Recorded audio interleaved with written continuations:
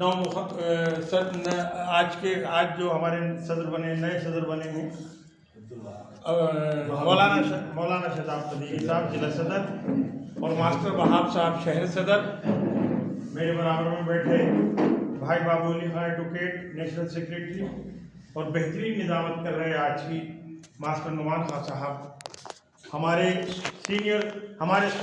साबिक़ सूबाई सदर भाई अजीम इकबाल एडवोकेट साहब, भोले खान साहब वार्ड सदर, बाबू खान सदर, असलम खान साहब साबिक़ सदर जिला और जाफर खान साहब मंडल अध्यक्ष, राहत जान खान और तमाम साथियों, अर्शी खान साहब।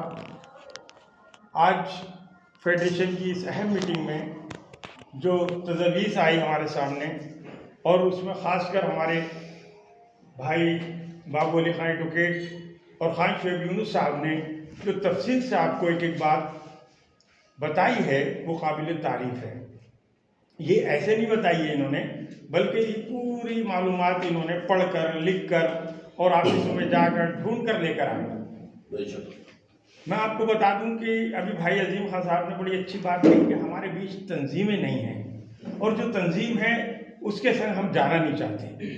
हमारे बीच एक तो फ़िरका वाराना बड़ा मामलात हैं, कहीं देवबंदियों का मसला तो कहीं बरेलवियों का मसला, लेकिन ऑल इंडिया मुस्लिम फेडरेशन वाहिद वो तंजीम है जिसमें बिरादरी का कोई मसला नहीं, जिसमें मसलक का कोई मसला नहीं, जिसने ला इलाहा इल्लल्लाह मुहम्मद रसूलुल्लाह पढ़ लिया वो फेडरेशन का है, फेडरेशन उस देश है। जैसे कि हमारे साथियों ने और ख़ासकर खान शोएब यूनुस ने फरमाया कि फेडरेशन हर हालात में और हर वक्त में जूझती रही, लड़ती रही हालातों से। और मैं बता दूं कि बाबरी मस्जिद का जो मामला चलता रहा उसमें फेडरेशन ने हर साल बड़े बड़े जुलूस निकाले, उसमें भाई जाफर खान साहब का बहुत बड़ा रोल रहा, बड़ी मेहनत की, बड़े लोग लाते थे। असलम खान साहब 20-20, 30-30 लोगों को लेकर आते थे। हमारे बाबू अली खान साहब, अजीम इकबाल एडवोकेट और बाबू खान सदर, ये सारे वो लोग हैं, मौलाना शहजाद साहब, ज़मीर साहब, जिन्होंने बड़ी मेहनत की और हर मुसलमानों के मसाइल पर एक मजबूती के साथ लड़ाई लड़ी। ये फख्र की बात है कि आपकी ये छोटी सी तंजीम, जिसको आप लोग बहुत से लोग जानते नहीं हैं, लेकिन ये बहुत पुरानी तंजीम है। 30 और 40 साल के बीच इसका एक लंबा सफ़र है जिसमें तमाम साथियों ने अपनी मेहनत से, अपनी जद्दोजहद से, अपनी कोशिशों से इस फेडरेशन को सींचा और आज ये तंजीम उत्तर प्रदेश की मजबूत तंजीम है और इसके अलावा उत्तराखंड और छत्तीसगढ़ में भी ये तंजीम काम कर रही है। मेरे साथियों, बहुत तफसील से लंबी बात नहीं करूँगा, इसलिए कि आज हमारे ज़मीर साहब ने, शोएब खान ने आपको पूरी बात बता दी, SIR वाले पर भी, वक्फ वाले पर भी। घबराने की कोई ज़रूरत नहीं है। हम लोगों को सिर्फ ये करना है कि अगर हमारी ज़रूरत है, जैसे शोएब खान साहब ने कहा कि मुझसे कोई काम लेना है, मुझसे कोई बात पूछनी है, आप अपने मोहल्ले के लोगों से बता दें, ज़मीर साहब से मिल लें।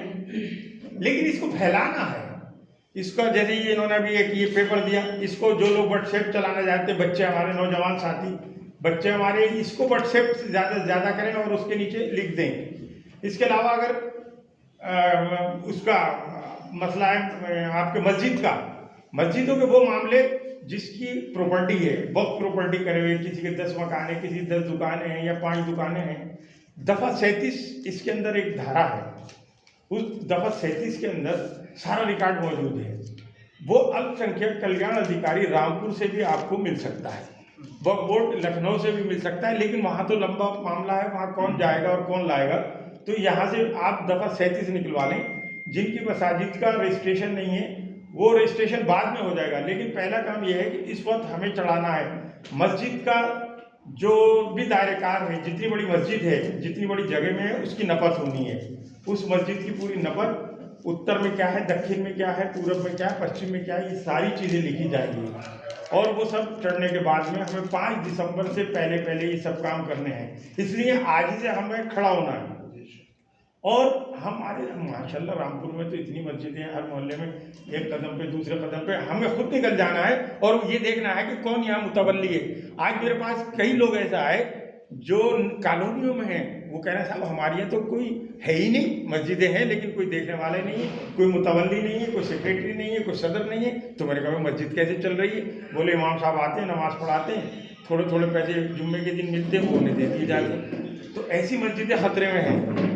मैं 25 साल पहले अपनी मस्जिद का मुतवल्ली बना और अल्लाह का शुक्र ये है कि कल मैंने नुमान साहब को सर्टिफिकेट दिखाए। मैंने लगातार हर 5 साल के बाद में उसको रिन्यूअल कराता रहा, लेकिन 10 साल से मैंने मस्जिद छोड़ दी थी, कमेटी से हट गया था। कुछ मसले इस तरह के थे कि मैं खुद भी बहुत से काम थे, तो मैंने कहा कि नौजवानों को मौका दिया जाए। लेकिन मैंने ये भी किया और इसके साथ रसीदें कटवाएं। वो बोर्ड के अंदर रसीद कटना ज़रूरी होती है। मसलन आपकी दुकानें हैं मस्जिद की, आप जो है वो दुकानों का पैसा आ रही है मस्जिद के इमाम पर और मस्जिद पर या मस्जिद के कामों में उठा रहे हैं और वक्त में कोई पैसा ही नहीं दे रहे। लेकिन मैंने ये काम किया कि जितना पैसा आया साल का उसका रिकॉर्ड मेंटेन किया। उसको नुमान साहब यहाँ पर थे पहले, इसके बोर्ड से आते थे इंस्पेक्टर, उनसे रसीद कटवाई, वो भी मैंने कल डाल दी मोबाइल पर सबको। तो ये अभी भी मौका है, कर सकते हैं, कोई घबराने की परेशान होने की बात नहीं है। बस सिर्फ ये है कि सबको मुत्तहिद होना है और मुस्लिम फेडरेशन से जुड़ना है। नौजवानों का काम ये है कि एक दूसरे को बताएं कि हमारी कोई तंजीम है, उस तंजीम से हमें जुड़ना है और जुड़कर काम करना है आगे। तो ये आपके इसको आप लोग आगे लेकर चलें। आज मौलाना शदाब साहब, वहाब साहब माशाल्लाह वो मास्टर साहब है इस टेस्ट के अंदर, प्रिंसिपल मोबाइल के जरिए भी डाल सकते हैं। हाँ, मोबाइल में व्हाट्सएप कर सकते हैं, सब मुसलमानों को कर सकते हैं। ज़्यादा से ज़्यादा इसको फैलाएं और बिल्कुल ना घबराएं। जैसे शुएब खान साहब ने बताया कि अब जो मामला उम्र का मामला है और जो आधार कार्ड से और वोट का मामला है, ये वोट अधिकार छीनना चाहते हैं। जाफर खान साहब ये बात समझने की है कि हिंदुस्तान के अंदर इस वक्त जो मुसलमानों के खिलाफ साजिश हो रही है, 100 साल में RSS